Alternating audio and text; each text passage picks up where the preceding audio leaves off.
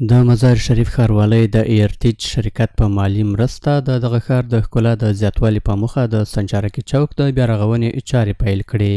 د دغه ښار ښاروال د یادې پروژې د پرانیستې پر مهال وویل چې په دې چوک او دغه راز د مزار شریف ښار په نورو چوکونو کې به بنسټیز بدلونونه رامنځته شي. دغه نوسازي کوو، د دې آبادي کوو، دې ته ښایست ورکوو، دا ماډرن کوو.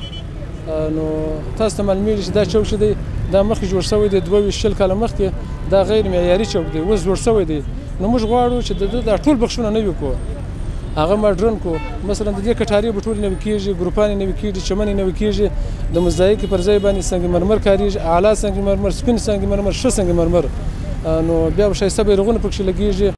په همدې حال کې د ایرټیج شرکت استازی وایي چې د سنچارکي چوک په بیارغونه کې به د مرمر ډبرو کار، د چمنونو کرنه، د رڼا غورځونکو څراغونو نصب او نورې بیارغونې شاملې وي چې یاده پروژه به په 2 میاشتو کې د $40,000 په لګښت بشپړه شي.